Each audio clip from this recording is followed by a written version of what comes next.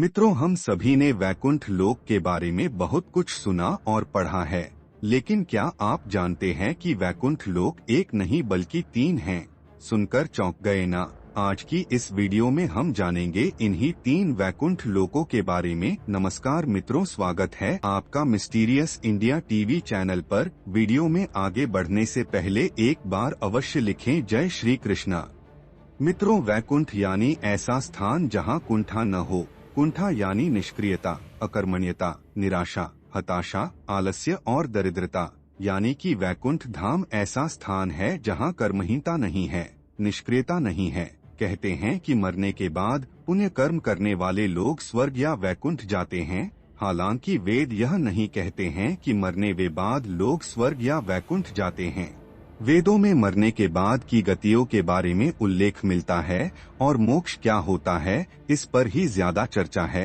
खैर, हम आपको पुराणों की धारणा अनुसार बताना चाहेंगे कि वैकुंठ धाम कहाँ है और वह कैसा है।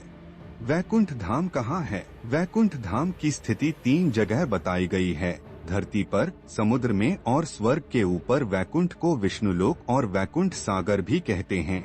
भगवान श्री कृष्ण के बाद इसे गोलोक भी कहने लगे। चूंकि श्री कृष्ण और विष्णु एक ही हैं, इसीलिए श्री कृष्ण के निवास स्थान को भी वैकुंठ कहा जाता है। आइए जानते हैं इन तीनों वैकुंठ धाम के बारे में विस्तार से। पहला वैकुंठ धाम। धरती पर बद्रीनाथ, जगन्नाथ और द्वारिकापुरी को भी वैकुंठ धाम कहा जाता है।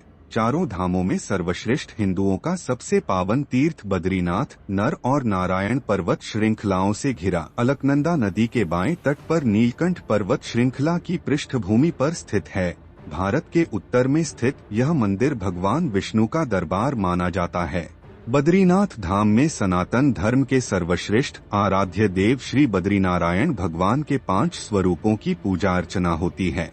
विष्णु के इन 5 रूपों को पंच बदरी के नाम से जाना जाता है। श्री विशाल बदरी, श्री योगध्यान बदरी, श्री भविष्य बदरी, श्री वृद्ध बदरी और श्री आदि बदरी। बद्रीनाथ के अलावा द्वारिका और जगन्नाथपुरी को भी वैकुंठ धाम कहा जाता है। कहते हैं कि सतयुग में बद्रीनाथ धाम की स्थापना नारायण ने की थी। त्रेता युग में रामेश्वरम की स्थापना स्वयं भगवान श्री राम ने की थी। द्वापर युग में द्वारिका धाम की स्थापना योगीश्वर श्री कृष्ण ने की और कलयुग में जगन्नाथ धाम को ही वैकुंठ कहा जाता है। पुराणों में धरती के वैकुंठ के नाम से अंकित जगन्नाथपुरी का मंदिर समस्त दुनिया में प्रसिद्ध है। ब्रह्मा और स्कंद पुराण के अनुसार पुरी में भगवान विष्णु ने पुरुषोत्तम नीलमाधव के रूप में अवतार लिया था। दूसरा वैकुंठ धाम। दूसरे वैकुंठ की स्थिति धरती के बाहर बताई गई है।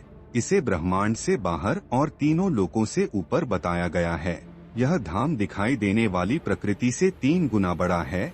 इसकी देखरेख के लिए भगवान के 96 करोड़ पार्षद तैनात हैं। हमारी प्रकृति से मुक्त होने वाली हर जीवात्मा इसी परम धाम में शंख, चक्र, गदा और पद्म के साथ प्रविष्ट होती है। वहाँ से वह जीवात्मा फिर कभी भी वापस नहीं होती।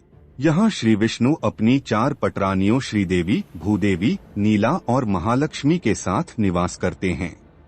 इसी वैकुंठ के बारे में कहा जाता है कि मरने के बाद विष्णु भक्त पुण्यात्मा यहाँ पहुँच जाती है। पुराणों के अनुसार इस वैकुंठ की स्थिति हमारे ब्रह्मांड के परे है। जीवात्मा जब उस वैकुंठ की यात्रा करती है तो उसको विदा देने के लिए मार्ग में समय के देवता, प्रहर के देवता, दिवस के देवता, रात्रि के देवता, दिन के देवता, ग्रहों के देवता, नक्षत्रों के देवता, माह के देवता, मौसम के देवता, पक्ष के देवता, उत्तरायण के देवता, दक्षिणायन के देवता, सभी तलों, अतल, सुतर, पाताल आदि के देवता, सभी 33 कोटि के देवता पहले उसे पुनः किसी योनि में धकेलने का प्रयास करते हैं या वैकुंठ जाने देने से रोकते हैं।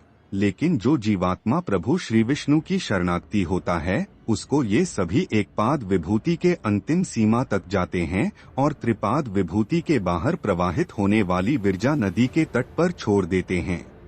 इसी एकपाद विभूति में हमारा संपूर्ण ब्रह्मांड और सारे लोक अवस्थित हैं। इस एकपाद विभूति की सीमा के बाद शुरू होता है वैकुंठ धाम। पौराणिक मान्यता है कि इसी वैकुंठ धाम और एकपाद विभूति के मध्य विरजा नामक एक नदी बहती है। इस नदी से ही त्रिपाद विभूति शुरू होती है, जो वैकुंठ लोक है। मुक्त होने वाली जीवात्मा को जब सभी देवता विरजा नदी तक छोड़कर जाते हैं, तब वह जीवात्मा नदी में डुबकी लगाकर उस पार चली जाती है। उस पार से पार्षदगण उसको सीधे श्रीहरि विष्णु के पास ले जाते हैं। वहाँ वह उनके दर्शन करके परम आनंद को प्राप्त करता है। इस प्रकार त्रिपाद विभूति में ही वह जीवात्मा सदा के लिए स्थापित हो जाती है। पुराणों में इस वैकुंठ धाम का बड़ा ही रोचक चित्रण किया गया है। हे अर्जुन, अव्यक्त अक्षर इस नाम से कहा गया है। उसी अक्षर नामक अव्यक्त भाव को परमति कहते हैं तथा जिस सनातन अव्यक्त भाव को प्राप्त होकर मनुष्य वापस नहीं आते, वह मेरा परम धाम है। तीसरा वैकुंठ धाम। भगवान श्री कृष्ण ने द्वारिका के बाद एक और नगर बसाया था जिसे वैकुंठ कहा जाता था। कुछ इतिहासकारों के मुताबिक अरावली की पहाड़ी श्रृंखला पर कहीं वैकुंठ धाम बसाया गया था, जहां इंसान नहीं सिर्फ साधक ही रहते थे। भारत की भौगोलिक संरचना में अरावली प्राचीनतम पर्वत है। भूशास्त्र के अनुसार भारत का सबसे प्राचीन पर्वत अरावली का पर्वत है। माना जाता है कि यहीं पर श्री कृष्ण ने वैकुंठ नगरी बसाई थी। राजस्थान में यह पहाड़ नैऋत्य दिशा से चलता हुआ ईशान दिशा में करीब दिल्ली तक पहुंचा है। अरावली या अरवली उत्तर भारतीय पर्वतमाला है। राजस्थान राज्य के पूर्वोत्तर क्षेत्र से गुजरती 560 किलोमीटर लंबी इस पर्वतमाला की कुछ चट्टानी पहाड़ियां दिल्ली के दक्षिण हिस्से तक चली गई हैं। अगर गुजरात के किनारे अर्बुद या माउंट आबू का पहाड़ उसका एक सिरा है, तो दिल्ली के पास की छोटी छोटी पहाड़ियां धीरज दरिज दूसरा सिरा। वैकुंठ और परमधाम में अंतर। परमधाम कहते हैं कि परमधाम में जाने के बाद जीवात्मा सदा के लिए जीवन और मरण के चक्र से मुक्त हो जाती है। यह धाम सबसे ऊपर अर्थात सर्वोच्च है। यहाँ निरंतर अक्षय सुख की अनुभूति होती रहती है। यह धाम स्वयं प्रकाशित है। यहाँ न सुख है और न दुख, यहाँ बस परम आनंद ही है। वैकुंठ धाम। मान्यता है कि इस धाम में जीवात्मा कुछ काल के लिए आनंद और सुख को प्राप्त करती है, लेकिन सुख भोगने के बाद उसे पुनः मृत्युलोक में आना होता है। इस स्थान को स्वर्ग से ऊपर बताया गया है। वैकुंठ के ऊपर कैलाश पर्वत है। वैकुंठ को सूर्य और चंद्र प्रकाशित करते हैं। यहाँ गौर करें तो यह विष्णु का बद्रीनाथ धाम हो सकता है। हिंदू धर्म के अनुसार भगवान श्री विष्णु के धाम को वैकुंठ धाम कहा जाता है। आपने 4 धामों के नाम तो सुने ही होंगे, बद्रीनाथ, द्वारिका, जगन्नाथ और रामेश्वरम। इसमें से बद्रीनाथ धाम भगवान विष्णु का धाम है। मान्यता के अनुसार इसे भी वैकुंठ कहा जाता है। यह जगतपालक भगवान विष्णु का वास होकर पुण्य, सुख और शांति का लोक है। हे अर्जुन, जिस परम पद को प्राप्त होकर मनुष्य लौटकर संसार में नहीं आते, उस स्वयं प्रकाश परम पद को न सूर्य प्रकाशित कर सकता है, न चंद्रमा और न अग्नि ही। वही मेरा परम धाम है। हे अर्जुन, ब्रह्मलोक सहित सभी लोक पुनरावर्ती हैं, परंतु हे कुंती पुत्र, मुझको प्राप्त होकर पुनर्जन्म नहीं होता, क्योंकि मैं कालातीत हूँ और ये सब ब्रह्मादि के लोक काल द्वारा सीमित होने से अनित्य हैं। मित्रों, आज का वीडियो आपको कैसा लगा हमें कमेंट करके अवश्य बताएं। चैनल पर यदि नए हैं तो चैनल को सब्सक्राइब कर ऑल के बटन को अवश्य दबाएं।